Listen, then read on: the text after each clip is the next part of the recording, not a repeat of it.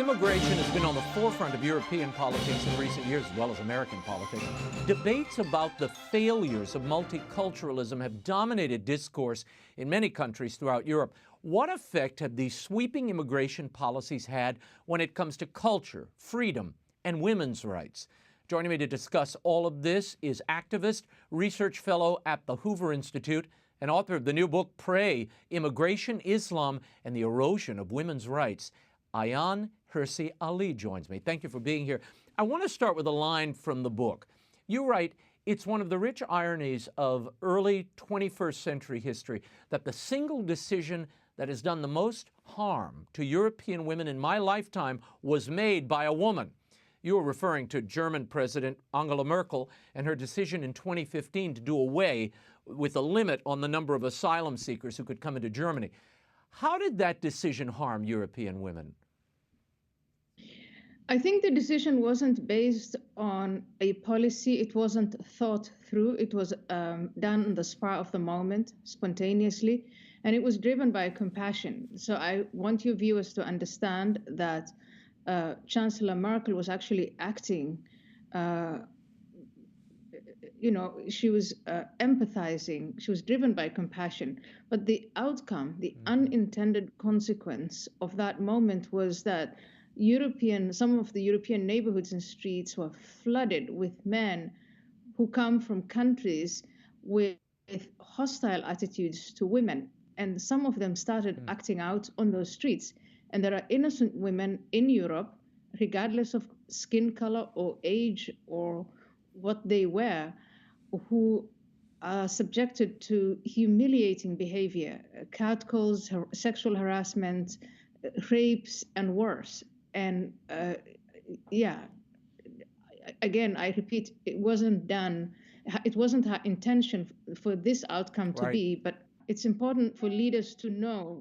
Yeah, well, this is a particular interest because Joe Biden just raised the asylum seekers, the limits of asylum seekers here in the United States. He's also basically thrown open the border walls in the United States. In the book, you point out that almost 3 million people have arrived in Europe illegally since 2009, close to 2 million in 2015 alone, according to your book. A majority have come from mostly Muslim countries. 2/3 of those recent immigrants, as you mentioned, are male and under 35. Now, this is on top of the legal immigrants who've already come. Why do you say this poses a threat to women's rights? How so? It poses a threat because the existing immigrants, and sometimes even their children, from some of the countries that I describe in the book, were not assimilated or failed to assimilate on many different fronts, one of which is women's rights. And the problem of treating or mistreating women, a lot of European leaders thought that it would only be limited to quote unquote their women. So if Muslim communities mistreated Muslim women according to their religion and custom, people were prepared to look away.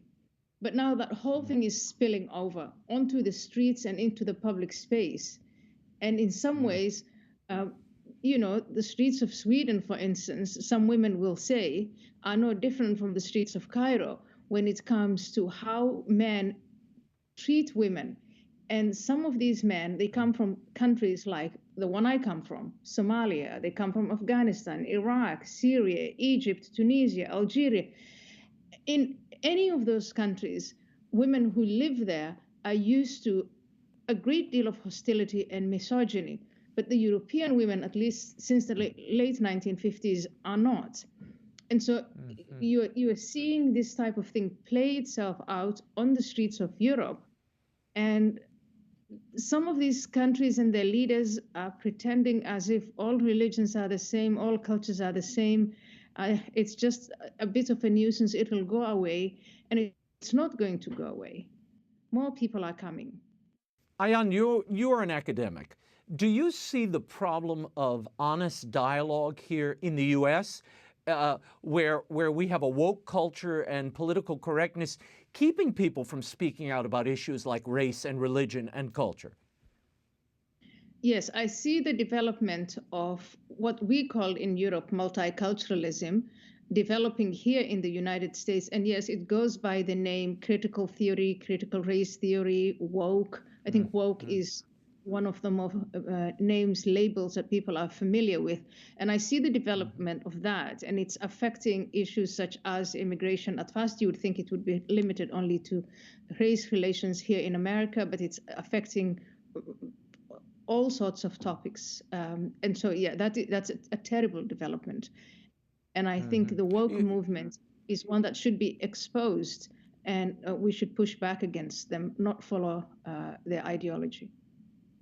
You write in the book, it's not enough for immigrants simply to learn the rudiments of local language and get menial jobs. They must also be willing to adopt the values of the country that has given them asylum. The obligation of government is to see to it that immigrants are familiarized with those values and that they are taught by instructors who appreciate what is at stake.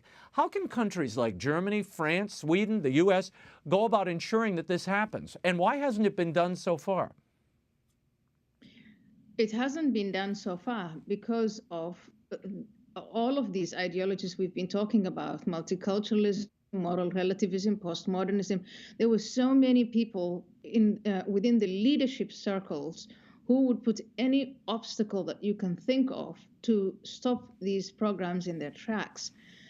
There were also the organized Islamist groups who were telling their community members not to assimilate, not to integrate, and to reject the norms and values of the host society. But now things are changing. If you look at what's happening today in France, one of the arguments we used to hear all the time was, well, if we take these issues out of the taboo sphere and we discuss them openly, then the far-right, extreme-right groups are going to be the beneficiaries of that debate. Well, everything remained taboo, and Front National in France is now the second largest party. And if you look at the polls, there is a possibility that they could win the elections next year. So Macron, who is an establishment politician and in the middle, has in fact developed a bill that today has gone through their parliament, what we would call the House here, and only has to go through the Senate. And that bill deals with what he calls separatist Islamist groups and communities in France. So it's going to happen anyway, if it happens, if we're fortunate.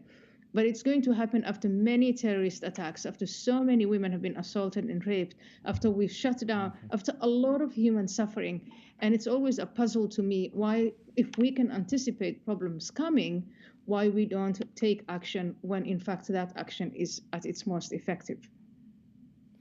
AYAAN, before I let you go, what do you make of Pope Francis's outreach to Islam? Next week, he's going to Iraq. He has plans to meet with Iraq's top Shiite Muslim cleric, Ali al-Sistani.